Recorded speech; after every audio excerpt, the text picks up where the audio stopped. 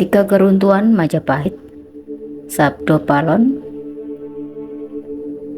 dan Nayagenggong yang sebenarnya senantiasa hadir mengiringi raja-raja Jawa zaman Hindu-Buddha. Beliau berdua yang merupakan penuntun gaib yang mewujud meninggalkan tanah Jawa pada tahun 1400 Saka atau 1478,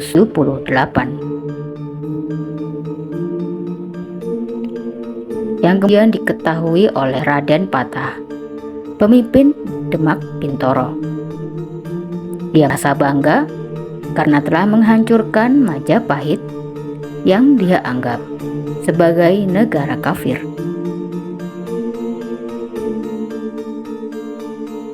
Serta-merta setelah mendengar kabar berhasil dikuasainya Majapahit oleh tentara Islam, Raden Patah datang dari Demak, ingin melihat langsung keadaan Majapahit yang berhasil dihancurkannya.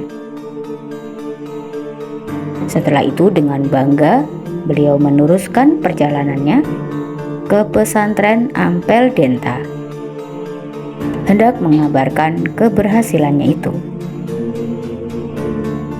Aku akan lanjutkan ceritaku setelah kamu tekan tombol subscribe, like, dan nyalakan notifikasi loncengnya untuk terus mendukung channel ini supaya makin berkembang dan supaya kamu tidak ketinggalan cerita-cerita dari Cerita Wulan.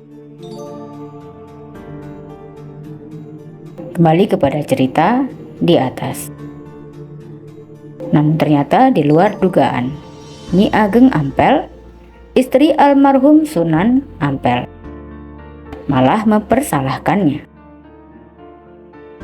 Nyi Ageng Ampel mengingatkan bahwa dulu semasa Sunan Ampel masih hidup, beliau pernah berpesan bahwasannya jangan sekali-kali murid-murid beliau ikut campur masalah politik atau malah berani merebut kekuasaan Majapahit. Bahkan Nyi Ageng dengan tegas menambahkan, jika Raden Patah telah melakukan 3 dosa.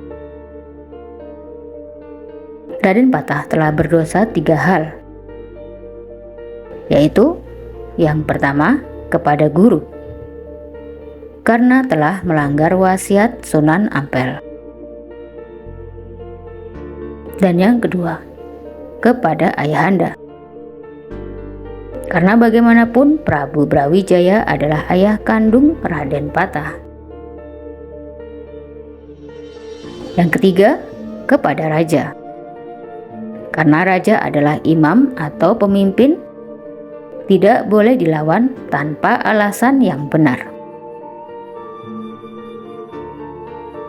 Karena Nyi Ageng Ampel mengetahui betul selama memerintah Prabu Brawijaya tidak pernah melarang penyebaran agama Islam, bahkan menghadiahkan tanah Ampel Denta di daerah Surabaya sekarang sebagai tanah otonom, diizinkan untuk dipakai sebagai basis pendidikan agama bagi orang-orang Muslim.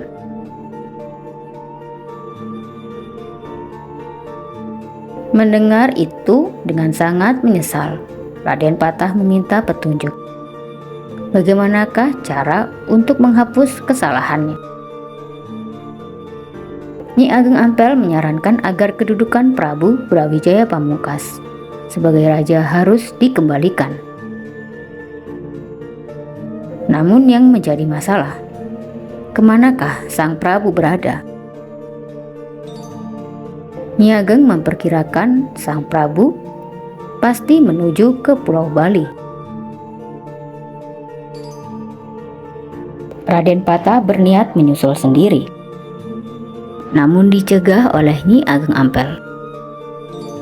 Karena setelah kejadian penyerangan Majapahit oleh tentara Islam terjadi, maka tidak akan ada satupun orang Islam yang akan dipercayai oleh sang Prabu.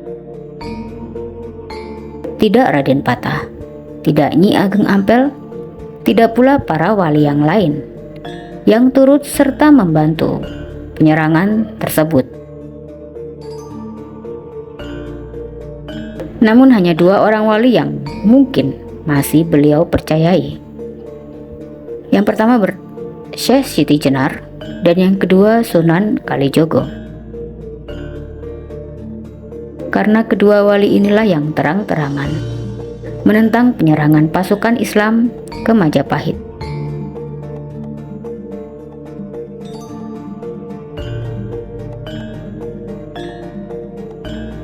Dan karena hubungan Raden Patah yang tidak begitu baik dengan Syekh Siti Jenar, dia meminta pertolongan Sunan Kalijogo untuk melacak keberadaan ayahandanya. Dan jika ditemukan, dimohon dengan segala hormat untuk kembali ke Trowulan, ibu kota Majapahit, untuk dikukuhkan lagi sebagai raja.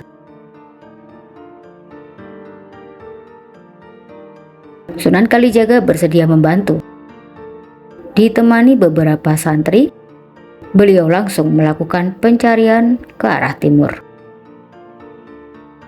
Dan ternyata benar, di Blambangan banyak umbul-umbul pasukan Majapahit serta para prajurit Majapahit yang siap tempur berkumpul di sana.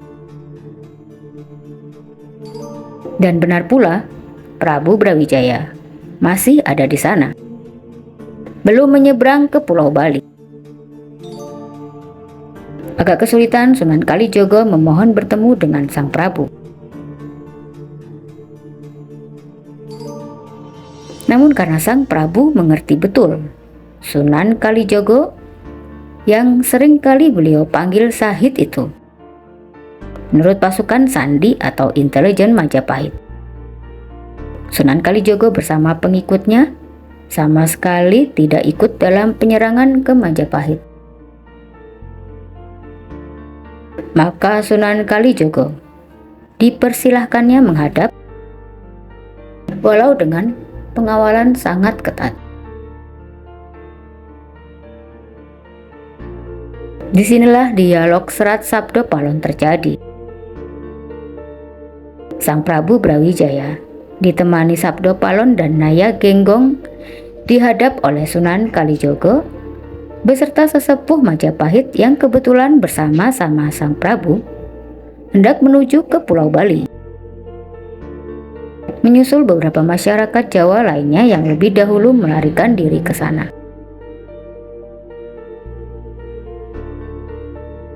Mendengar penuturan Sunan Kalijogo, sang Prabu luruh hatinya.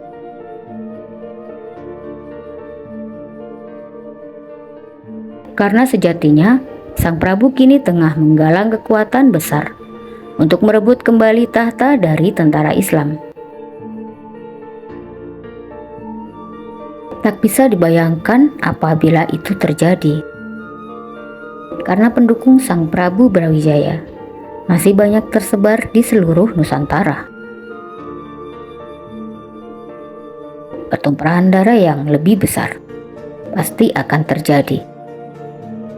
Putra-putra Prabu Brawijaya masih banyak yang berkuasa dan mempunyai kekuatan tentara yang besar,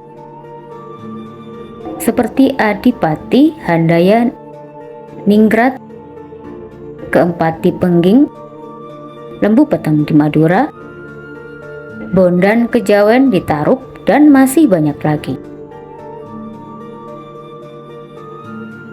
Sunan Kalijaga meminta agar pertikaian dihentikan, dan sudilah sang Prabu kiranya kembali memegang tampuk pemerintahan.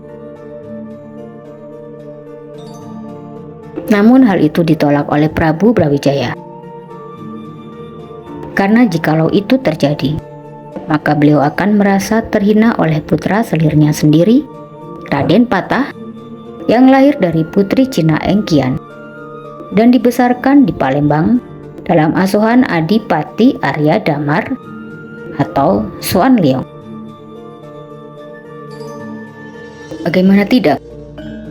Seorang ayah harus menerima tahta dari anaknya sendiri. memalukan.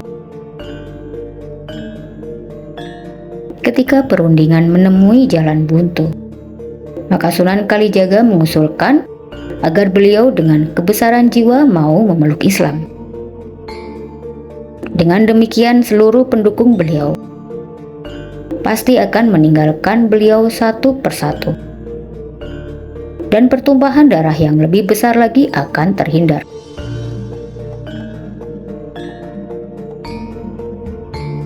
Mendengar akan hal itu, Prabu Brawijaya tercenung. Untuk menghindari peperangan lebih besar, setidaknya usulan Sunan Kalijogo memang masuk akal.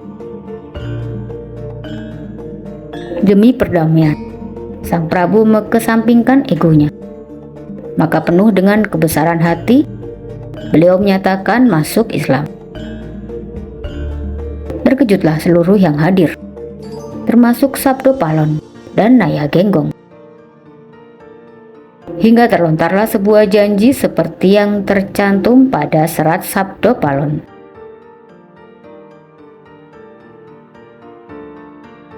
Hingga keduanya akhirnya meninggalkan Prabu Brawijaya. Sepeninggal Sabdo Palon dan Naya Genggong, sang Prabu pun bersedia kembali ke Trowulan. Namun bukan hendak kembali menduduki tahta, akan tetapi mendamaikan seluruh kerabat Majapahit agar merelakan tahta dipegang oleh Raden Patah. Dalam perjalanan pulang inilah Sunan Kalijogo meminta bukti ketulusan sang Prabu dalam memeluk Islam. Sunan Kalijogo memohon untuk memotong rambut panjang sang Prabu dengan sebilah keris setelah diizinkan. Sunan Kalijogo memotong rambut beliau.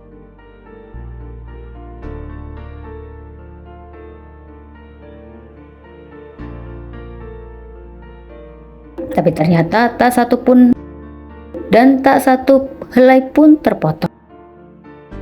Sekali lagi, Sunan Kalijogo meminta keikhlasan sang Prabu memeluk Islam. Dan sekali lagi Sunan Kalijogo memotong rambut beliau. Kali ini terpotong sudah. Namun Sunan Kalijogo belum puas. Menjelang berangkat kembali ke Trowulan, Sunan Kalijogo mengambil air comberan yang berbau tidak sedap,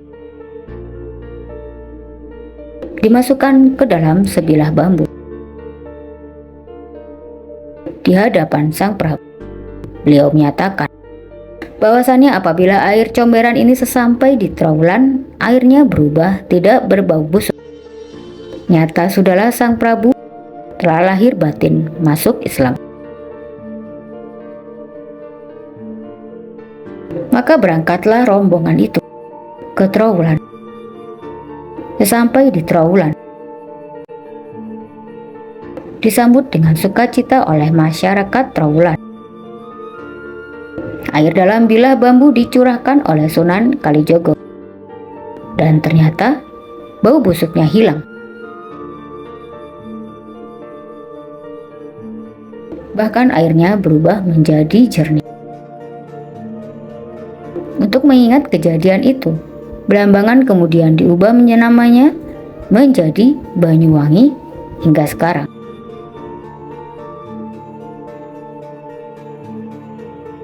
Tidak berapa lama di Trowulan, sang Prabu jatuh sakit. Putra-putranya datang berkumpul melalui Sunan Kalijogo. Beliau mengamanatkan agar menghentikan pertumpahan darah Hindu-Buddha dengan Islam. Biarkanlah Raden Patah bertahta sebagai raja di Jawa, walaupun sebenarnya keturunan dari Pengginglah yang lebih berhak.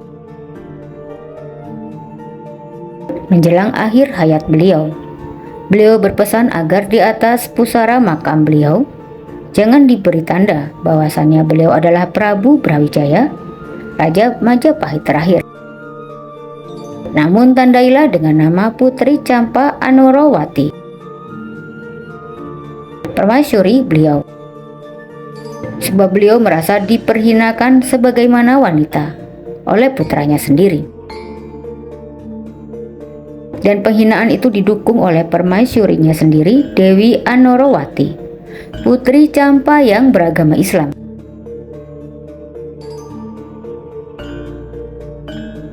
Maka jangan heran apabila di Trowulan tidak diketemukan makam Prabu Brawijaya, melainkan Putri Campa. Padahal makam Putri Campa yang asli berada di Gresik. Begitu Majapahit diserang pasukan Islam, beliau diungsikan ke Gresik hingga wafatnya.